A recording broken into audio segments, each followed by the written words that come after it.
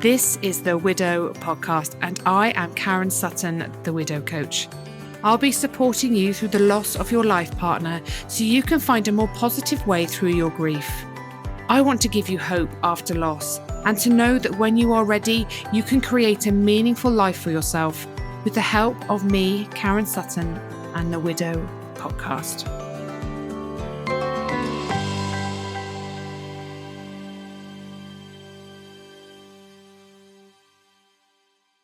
Hello and welcome back. Thank you so much for joining me again on the Widow Podcast. It's lovely to have you here. I want to talk to you a little bit today about giving yourself permission to grieve. It's so important. We work so hard to work through our grief, to figure out how to rise, how to become resilient, resourceful, create something meaningful and purposeful after loss. And all of these things, I believe, are really important. And if we don't do them, we can end up staying in a place of deep discomfort for a lot longer than we want to, or that is helpful to us. But equally, I think it's important to acknowledge and talk about how difficult it is to give ourselves permission to grieve. There's a lot of pressure from ourselves, from society, from family and friends, from work to get back to normal. And there's a real sense that I felt myself and that I recognize in my widow community, that we feel we have to hide our grief. We have to pretend, we have to wear these masks, and we don't show our truth. We don't share it. And sometimes we don't allow ourselves to feel our truth, to acknowledge what is really going on within us. And in this podcast episode today, I hope that you take away from it that it's okay. It's okay to fall apart sometimes if you want to, if you need to, if that's what's coming up to you for you. It's not that we're all going to fall apart at times. It's not that we're all going to find ourselves on the kitchen floor in a heap, wailing because it's just so painful. Grief is different for everybody, and we will all do this in our own unique and individual ways. There's no one right way or wrong way. And some people don't have those moments where they fall apart, where they find themselves in a heap on the kitchen floor. And that's okay too.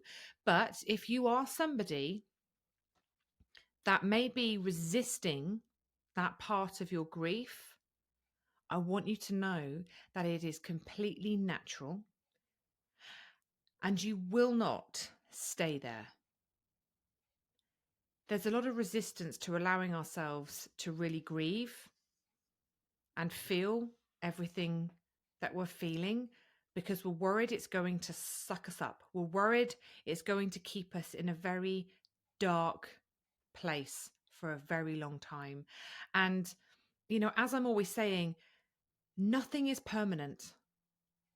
Our feelings, they ebb and they flow. Grief is not a linear process. It's one hell of a roller coaster ride. And we are up and down like yo-yos. And even before grief, that is the natural lived human experience. That's what happens to us. Some days are good, some days are not so good. And it's the same in grief. And we move in and out of anything and everything. But I'm hoping that you allow yourselves to drop those masks, to stop pretending and allow what is to be, which is hard because when we show sadness to people, maybe we cry, maybe we talk openly and expressively, it does make people feel quite uncomfortable. We do live in a society of, don't be sad, don't cry, it's going to be okay, don't get angry, it's not good to get angry. And sometimes that it can feel like there's a lot of shame around certain feelings and emotions, and that's really hard for us. There's no shame in anything. You are going to experience everything: anger, guilt, frustration, confusion, sadness, joy. That, like, everything, every feeling and emotion that you can imagine will probably come into your grieving process at some point. There is no shame in any of it. There may even be moments of excitement about something, and that can feel so wrong. You may feel angry at your friends because they get to go home and be with their person, their partner. And that can feel uncomfortable for us because we don't want to be that person. But again, you won't stay there. You won't feel like that forever. But it's hard in those moments to allow ourselves to feel what we're feeling without judgment, without criticism. Now, grief is not something that can be rushed. It cannot be ignored, and it cannot be avoided. We try, because it's hard. But in order to heal from a loss and move forward, we must allow ourselves to grieve fully, to feel it all. It's not a problem to be solved. We don't need to find ways of fixing us. It's something that we learn to live with, and it's something that we learn to live alongside for the rest of our lives. But we do learn how to carry it more lightly, more peacefully. But it becomes a lifelong companion. It's there, and sometimes it sits really heavy. But this experience, this life-changing experience, affects everything, and it changes you. It changes everything around you. And navigating all of these changes, all of these secondary losses, are just so difficult. And there are times when we will try to avoid it. We will try to numb it, maybe with alcohol. We will distract ourselves with spending, with work, with social media, with anything apart from allowing ourselves to feel the grief, sit with the grief, get comfortable with the uncomfortable. And it's also hard because I think there's an expectation that, yes, in the early days of someone's loss, society may deem those early days to be 6 months. I believe that those early days of losing a life partner are 2 years, but society doesn't have that same belief system. So often, so many widows and widowers find that after the first year, like, it's okay, they've got through a year, like, my work here is done, they're all right, they're functioning, they've got over the worst of it, and life's going to start getting back to normal. That's not how it is. That's not how it is. And but we don't tell people that all the time. Sometimes, and there may be people that you share that with. I think this has a big impact on why the second year is so difficult for us widows and widowers. Because the reality starts to creep in. And I've done a whole episode on the second year of widowhood, and it'd be really good to go and listen to. But also because I think people start to step back and think that you're doing okay. And I think partly we have to take responsibility for that, because we maybe show people that we're doing okay. We maybe don't show our truth. We don't let people see that it is still incredibly hard. And it feels like we're not getting anywhere because, again, I've done an episode on this, on kind of feeling stuck. And it's not so much that you're stuck in grief. It can feel like that, but it's often because you're not moving at a pace in your grief that you deem to be acceptable. And we often expect ourselves to be further on than we actually are. We expect ourselves to be doing better. And that's partly because society does. So we take on that belief system for ourselves. And when we have that expectation, but we're not there, we think we're stuck. We think we're doing it wrong. We think we've got it all very badly wrong, and we're not very good at this grief thing. But that's not the case. That's not the case at all.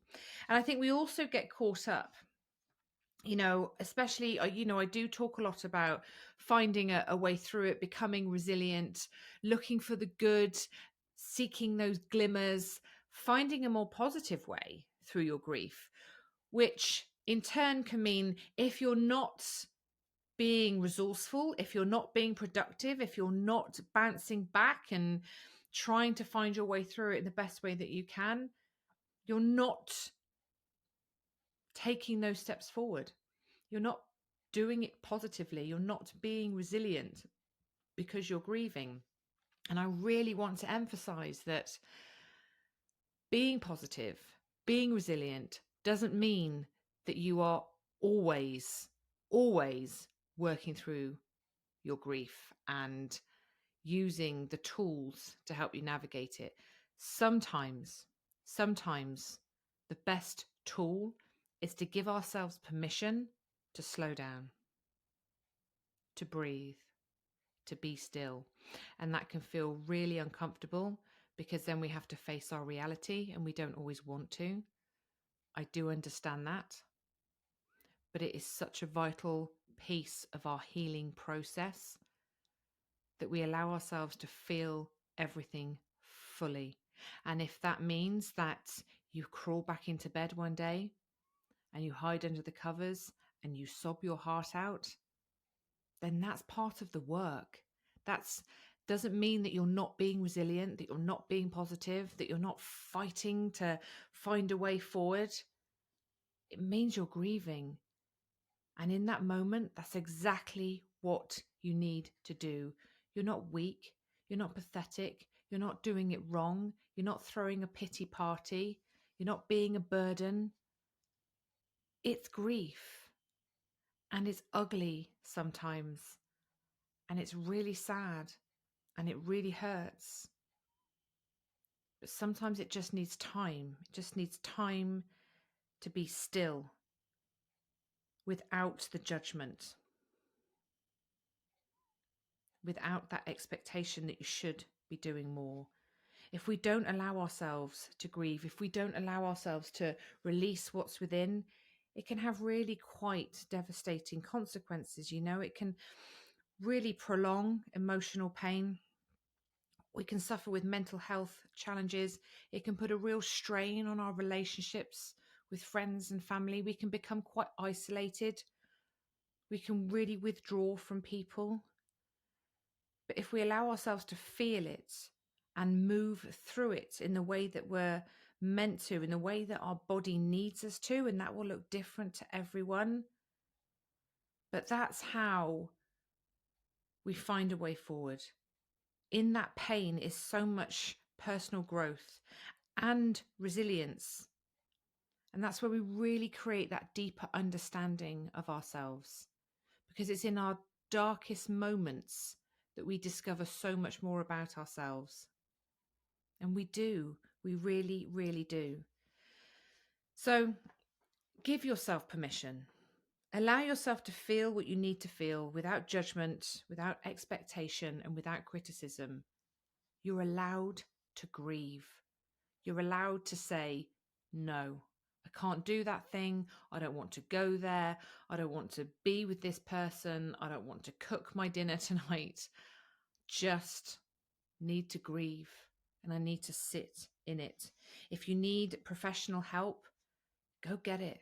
Go get it. Find a community of like-minded people. I've talked to you about my membership. It is so powerful and so amazing just being with people that understand, that are on a similar path. It's utterly life-changing. Throw yourself into it. I have my moments and I still do. They were obviously more regular in the early days, but I've talked about this before. I would put on the music that we played at Simon's funeral, the music that we played on our wedding day, the music that we just loved to listen to together.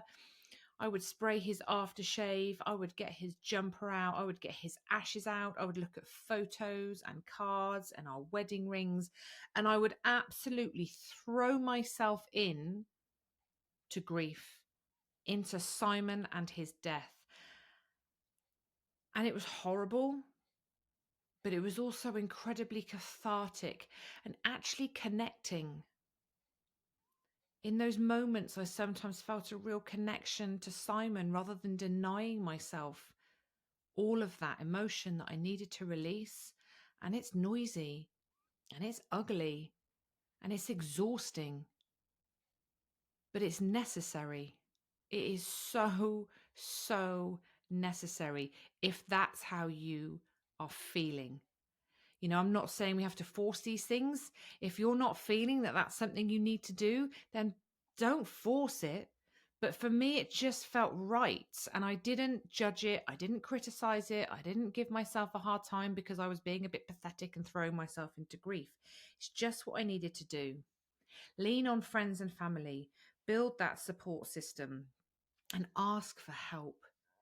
It's so hard. We did a session on asking for help because it's such a challenge for us for so many reasons,